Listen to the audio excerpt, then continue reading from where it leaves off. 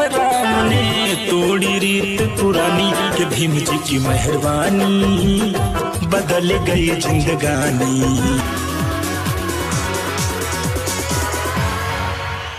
सो चुके नीति में बहुजन अब से जग जाऊं, छोड़ के सारे सिकवे गिले मिशन में लग जाऊं।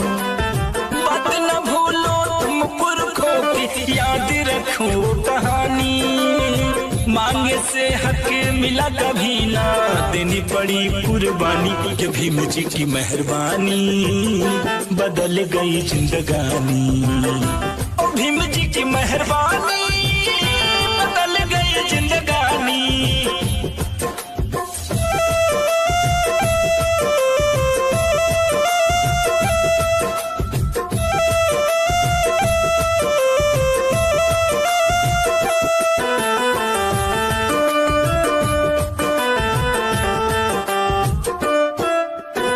जब जब तुम पर जुल्म हुआ है कोई नया के आया, बन के मसीहा आए भीम जी रास्ता दिखलाया। हो।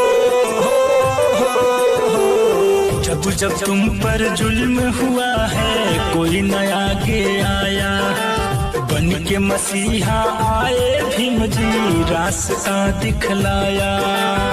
ना कभी तलवार उठाई ना बंदूक है दागी, भारत का संविधान लिखा और लिख दी तेरी कहानी के भीम जी की मेहरबानी बदल गई जिंदगानी।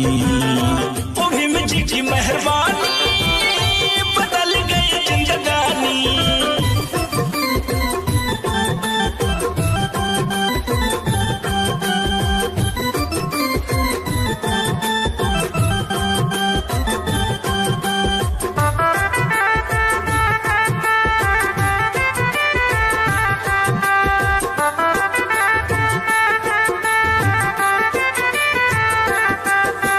जाति धर्म के नाम पर तेरा शोषण होता आया, पढ़ लिख कर नादान अभी तक बाहर निकल न पाया।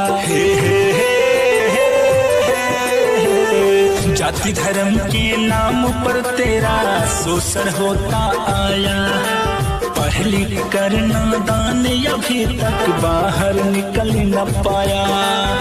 झूठ के पीछे झूम रहा तू, सच तूने ना जानी, तेरे कारण भीम राम ने तोड़ी रीत पुरानी के भीम जी की मेहरबानी बदल गई जिंदगानी।